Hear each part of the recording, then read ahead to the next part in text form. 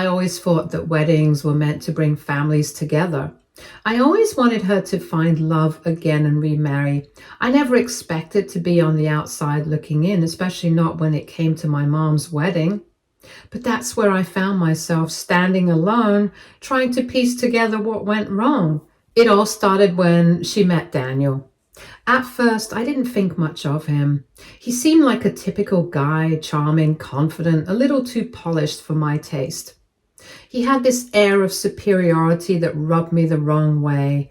But Mom seemed happy. She was glowing whenever she talked about him, and I guess that's all that mattered to her. After all, she deserved to be happy. She'd been through a lot after Dad left, and I wanted to support her. But as the months went by, I started noticing things, subtle things at first, like how Daniel would dismiss my opinions on little matters, or how Mom always deferred to him when it came to big decisions. Eventually he proposed, and she started asking me to do things for the wedding, like running errands, picking up invitations, managing the guest list. At first, I was glad to help. I mean, it was her big day, right? I wanted everything to go perfectly, but the more I helped, the more I began to realize something wasn't right.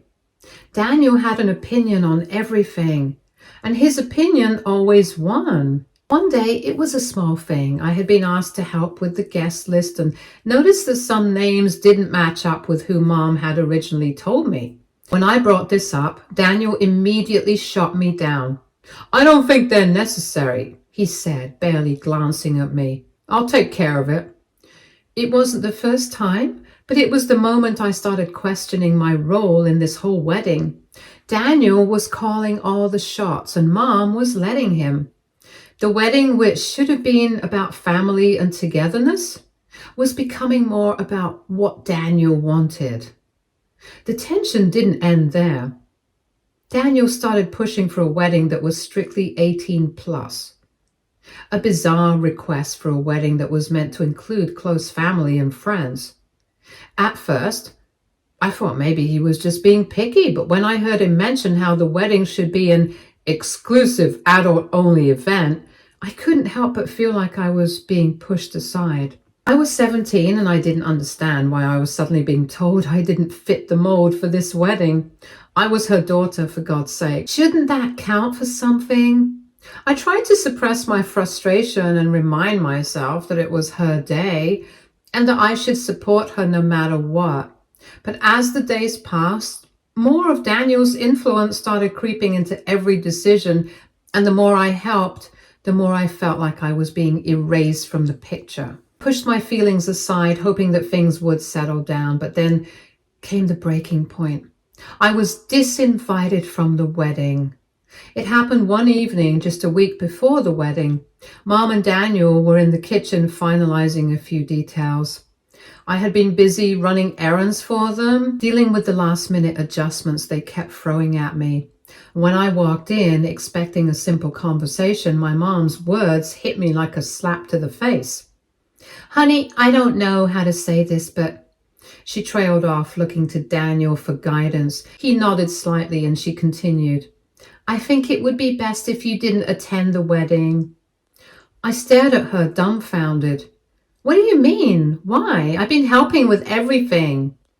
Daniel cleared his throat. "It's just that the wedding is for adults and you're still too young. And with everything going on, we think it's better if you stay out of the way." His voice was calm, but there was an edge to it that I couldn't ignore. "Mom, why does it matter if I'm 17? I'm practically an adult." I tried to reason with her. I could feel the weight of her hesitation as she glanced over at Daniel, who was watching with a raised eyebrow. Mom looked at me with an apologetic expression, her face softening, but I could see the guilt behind her eyes. It was like she wasn't even there anymore. "I'm sorry, honey. It's just the way it is. Daniel wants the wedding to be his vision, and I need to respect that." I told her that Daniel should have thought of that before making me do so many favors for his wedding, and I stormed off. My world crashed at that moment. The woman who had been my rock, the person who I had always thought would stand up for me no matter what, was choosing Daniel over me. I wasn't even given a chance to voice my thoughts. I was fighting back tears as I went upstairs, but as I sat on my bed alone with my thoughts, a wave of anger washed over me. I had done everything to help with the wedding, everything to make sure it was perfect for her. And she was just going to throw me aside because Daniel didn't want me there. That night, I couldn't sleep. My mind was racing, replaying the conversation over and over again. I was hurt. I was furious, but most of all, I felt completely betrayed. The woman who had raised me, who had promised to always have my back, had just let me go without a second thought, and it was all because of him, because of Daniel and his ridiculous rules. As the days passed, I realized this wasn't just about the wedding, it was about my place in her life. Mom had always been a little distant in a weird way, but now it felt like she had completely chosen him over me. And what hurt the most was that she wasn't even making an effort to reassure me. She wasn't fighting for me. Update 1. I spent the next few days feeling hollow, like a part of me had been ripped out. How could my own mother do this to me? How could she throw me aside so easily? The truth was that the betrayal stung more than I'd ever expected. I tried to rationalize it at first, to tell myself that it was just a wedding, that she was just trying to please her fiance. But that didn't ease the ache. If anything, it made it worse because it meant that she valued his happiness over mine. As the initial wave of anger passed, a new emotion started creeping in, a kind of cold, calculated determination. If she could cut me out so easily, then fine. I didn't need to play by her rules anymore. If she thought I was just going to sit idly by while she made a mockery of me, she was in for a rude awakening. I started thinking, I'm going to use the ideas you all gave me. If I wasn't going to be there to witness the wedding, then I could at least make sure it was a disaster. Sure, it sounded petty, even vengeful, but the truth was that I wanted her to feel the same sting I was feeling. I wanted her to understand what it was like to be tossed aside like I didn't matter. And if her precious fiancé wanted to control every detail of her life, then I'd give him something to really try to control. I spent the next few hours drafting a plan, tweaking it as I thought about every possible way to sabotage the wedding without being directly involved. The key was subtlety, something that would create chaos without giving me away. I wanted to ruin their day, but not in a way that would lead back to me. They would only find out about it after the showdown. First, I started with the invites. I already had access to the guest list and I knew exactly how the RSVPs had been set up. So I got to work. I started tweaking the RSVPs, nothing huge, just small changes that would mess with their logistics. I swapped names around, redirected some of the invitations to random addresses, made sure that some key guests were accidentally disinvited. It wasn't enough to make the wedding collapse entirely, but it would certainly create confusion. I wanted to see my mom panic when she realized that half the people she expected to show up were missing, or worse, showing up at the wrong venue. The next part was the seating arrangements. I knew my mom had spent hours picking the perfect seating chart. Everything had to be just so. So I made sure that the seating plan was a disaster. I switched a few key names around, making sure the people who were supposed to sit at the front were now scattered at the back. It was a small change, but it would throw everything off, and I could already imagine her frustration as she tried to fix it in the middle of her big day. Then came the fun part, the gift bags. They were supposed to be a nice little touch, something thoughtful that guests could take home with them. But I wasn't interested in playing nice. I got my hands on a few of them and swapped the contents. Instead of the fancy keepsakes, I added silly little trinkets, things that would make the guests question the entire event. I made sure it was subtle enough that no one would find out immediately, but just noticeable enough for people to talk. As I went through the plan, I couldn't help but feel a mix of excitement and dread. I was going to ruin her day, and I didn't even know if I was doing the right thing. But as soon as I thought about how she'd chosen Daniel over me, and how she'd thrown me out of her wedding like I was nothing, the guilt disappeared. It wasn't like I was causing her physical harm or ruining her entire life. I was simply making sure she understood the consequences of her actions. I enlisted the help of a few of my mom's once trusted, now ex-friends, ones who knew what Daniel was really like. They didn't have the same emotional attachment to him that my mom did, so they didn't feel guilty helping me with the sabotage. They were just as sick of his control as I was. We went over the plan a few times, making sure everything was in place. By the time the wedding day was drawing near, I was starting to feel a little too invested in the plan. It wasn't just about ruining his wedding anymore. It was about proving to him that I could take control of this situation. I couldn't stand the thought of her walking down the aisle, oblivious to everything he had done. I wanted her to feel the weight of the choices she'd made. I watched as her friends started putting their parts of the plan into motion. One of them had already contacted some of the guests, making sure they wouldn't show up. My part was already set with the seating chart and invites, and I couldn't help but feel a rush of power as I watched the pieces fall into place. But the closer the wedding got, the more I started questioning my own motivations. Was this really going to make me feel better, or was it just going to make things worse? I knew I wasn't going to get her back. Not after everything that had happened, but still, I wanted to make her see what she'd done to me, to us. I could almost see it now, the confusion on her face when the first guest started showing up at the wrong place. The panic as she scrambled to fix the seating. The frustration as the gifts she'd so carefully selected were rendered meaningless. It wasn't just about her big day. It was about me reclaiming some semblance of control in a situation where I had been powerless for too long. I watched the days tick down on the calendar, and I could almost feel the tension building. Every time I thought about how my mom had dismissed me, I felt a rush of satisfaction that I was going to have the last word. Update 2. The wedding day had finally arrived, and I could feel the tension building inside me. Part excitement, part dread. My plan was about to unfold, and I couldn't help but wonder if I was going too far.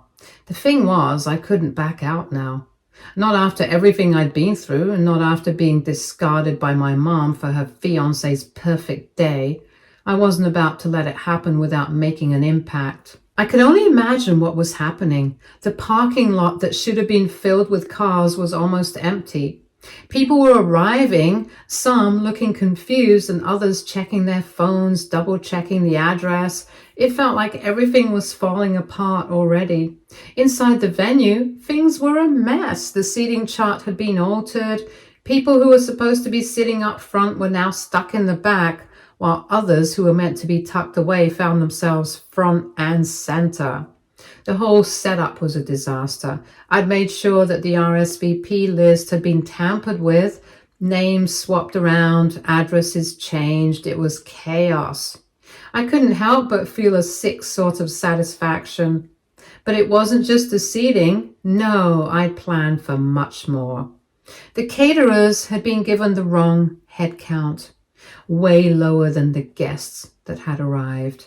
The food wasn't enough for the guests who showed up, and what little there wasn't the right food. I could practically hear the panic in the air as people started to realize something was off. It was all slipping through their fingers, and no one knew what was happening. Not yet, but they would. I wasn't there. I heard all this from my mother's ex-best friend, and she was there when my father left us. She had been with my mother through thick and thin.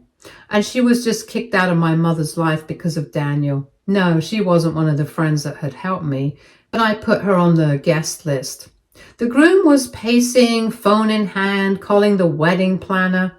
barking orders at anyone who would listen. It wasn't the perfect day he'd been hoping for, not even close. I almost laughed when she told me, but I bit my tongue trying to keep my emotions in check. Meanwhile, my mom, still in her wedding dress, was trying to keep everything together. She was hardly the calm bride I thought she'd be. The stress was written all over her face, and she looked overwhelmed, just like I knew she would be.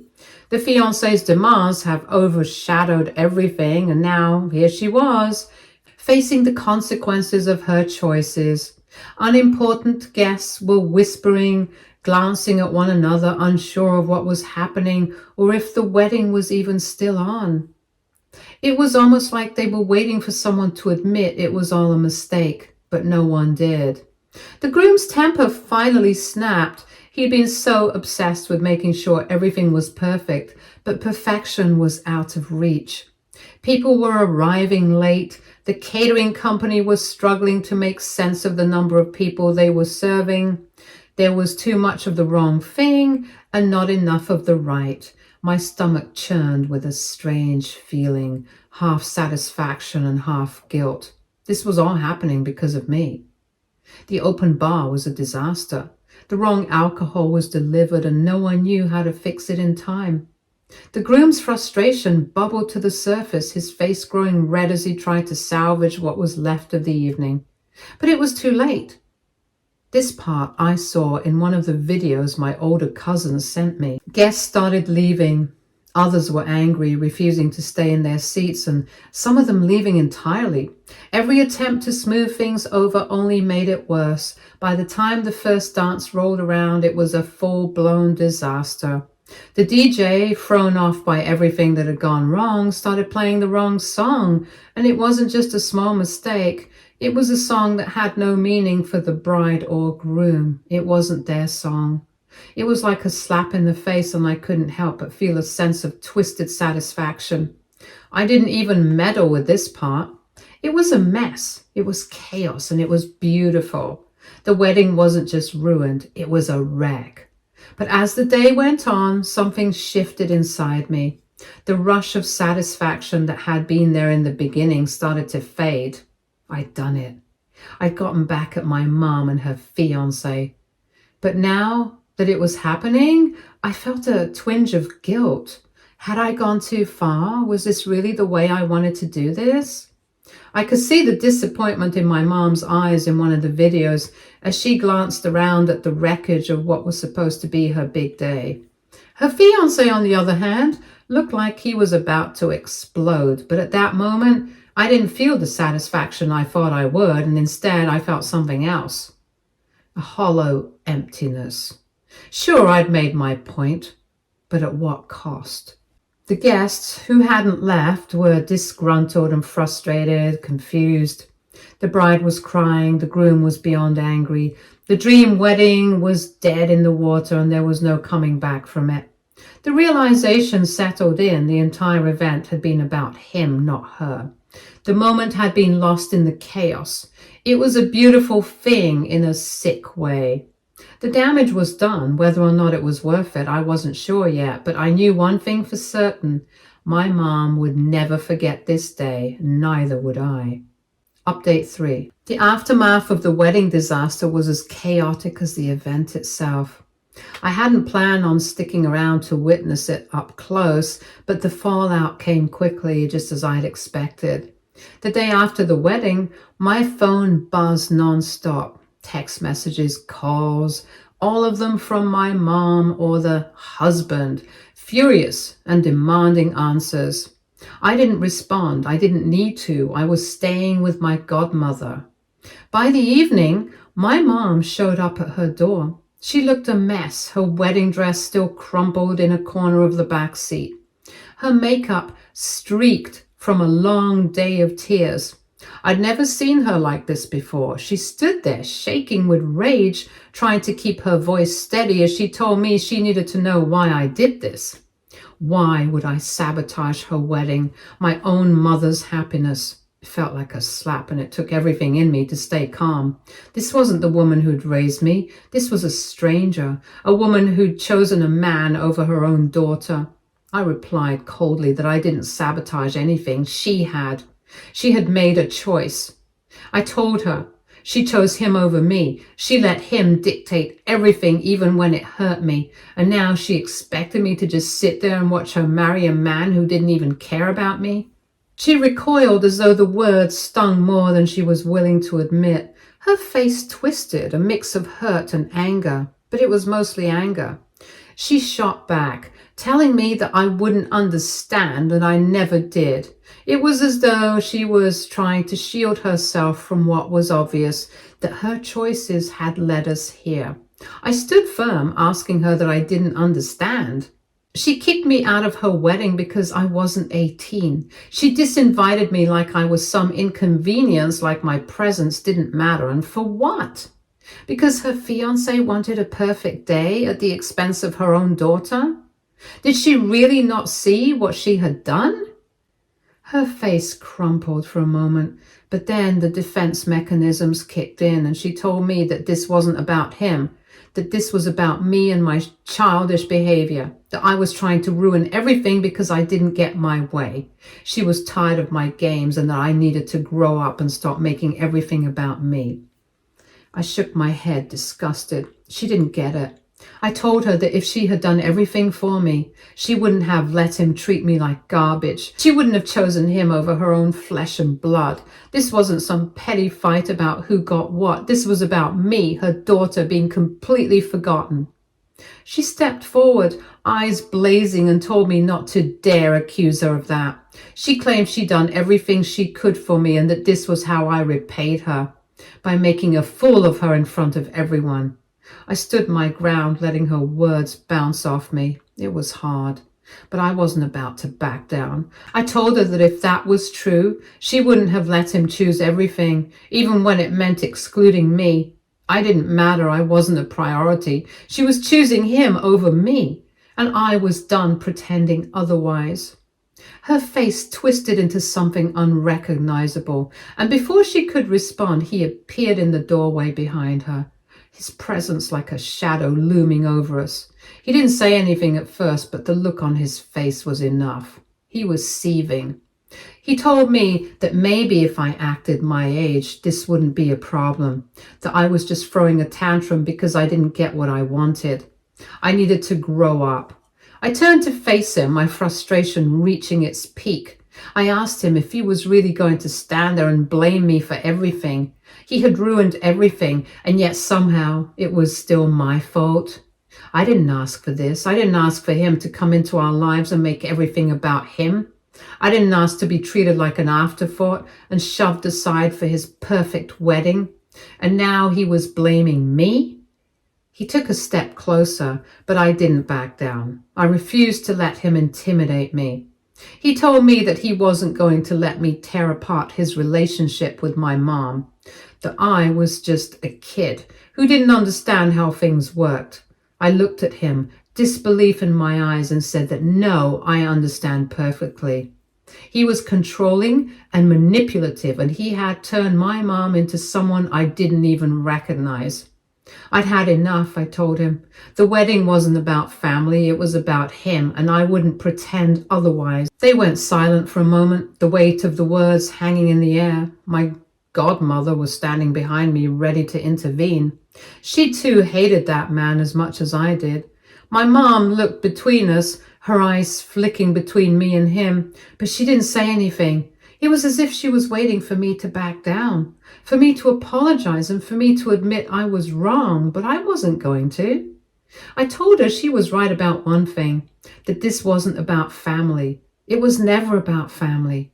She was always going to choose him, and that was fine. But don't expect me to sit quietly while she threw me away for him. I wouldn't apologize for that. My mom's face crumpled. She said I was making this so much harder than it had to be, and that she just wanted to be happy. I laughed bitterly and told her that she thought being happy meant ignoring her own daughter, and that she was no better than my father. That if she honestly thought that was happiness, she was wrong. She was just trying to justify the fact that she had abandoned me for someone who didn't even care about me or much for her. Her eyes filled with tears, but they weren't for me. They were for the life she thought she was going to have with him. The one where everything was perfect and where he was in control and I was nothing more than an afterthought. It was too late for that now. I saw her for who she really was, and I wasn't going to pretend anymore. I told her she had made her choice, and now I was making mine. I wouldn't be a part of this anymore. I was done. And with that, I shut the door on their faces, my heart pounding in my chest. The confrontation wasn't over, but I was done. I wasn't going to fight for someone who had already decided I wasn't worth fighting for. The fallout was swift and brutal. My mom called, texted, emailed, but I didn't respond. I didn't need to. She'd made her decision, and now it was my turn to make mine. The family members who sided with her were vocal in their disapproval, but I didn't care. I had been living under her roof for too long, constantly silenced by the weight of her choices, and now I was free. Update 4. The days after the confrontation felt like a slow burn, the fallout from the wedding disaster still simmering in the background. My phone buzzed with messages from my mom, her husband, a few other family members who had sided with them, but I couldn't bring myself to answer any of them. I had said everything I needed to say, and nothing more would change. I knew deep down that my mom was never going to see it my way, and I wasn't about to waste any more energy trying to make her. A few days after everything blew up, my mom sent a text begging for reconciliation. She said she understood I was hurt, but that we were family and we needed to fix this. I deleted the message without a second thought. Family? If she truly saw me as family, none of this would have happened.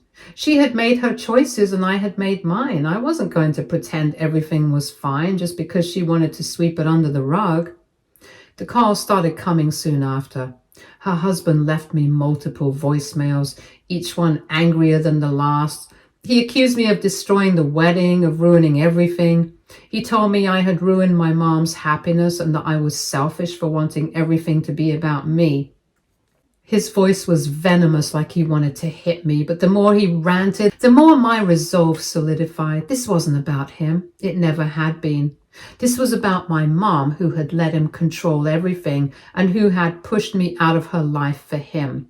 I told him to stop talking about himself and blocked him. There was nothing left to say. He wasn't going to change.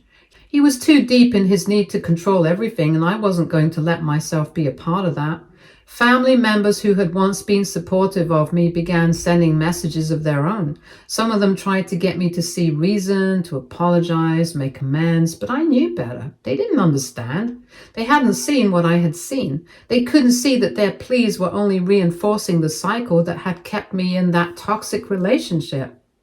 Others, however, sided with my mom and fiance, and they called me immature, selfish, childish for disrupting everything. They said I was trying to ruin my mom's happiness out of spite and that I didn't deserve a place in her life if I couldn't get along with her choices. I didn't care what they thought. They weren't the ones who had been cast aside like trash. They weren't the ones who had to watch their mom throw them away for a man who couldn't care less about them. In the midst of the chaos, I started to pull away from everything and everyone. I had to. I couldn't keep fighting the battle alone. The emotional toll had been too much, and I knew it was time to put myself first for once. I had to let go of the idea that family had to be blood. I had always believed that family was about loyalty, about being there for another. But now I realized that wasn't always true. Sometimes family was toxic, and it was okay to walk away from that. I wasn't abandoning my mom. I was just refusing to let her or anyone else treat me like an afterthought. For so long, I had been trying to fit myself into a life that wasn't mine, trying to make my mom see me as I was, trying to win her love and attention, but it wasn't going to happen. I could never be who she wanted me to be, and I didn't have to be. My phone buzzed again, and this time with a message from my mom. It was a simple, "I miss you. Please come home." I stared at it for a long time, unsure of what to feel. Part of me wanted to respond and to go back and make everything right, but another part of me, an older, stronger part, knew I couldn't. Not like this. Not until she understood that I was a person. not just something to be pushed aside for the sake of someone else's happiness. I deleted the message. Stay tuned for more stories from our girl relationships.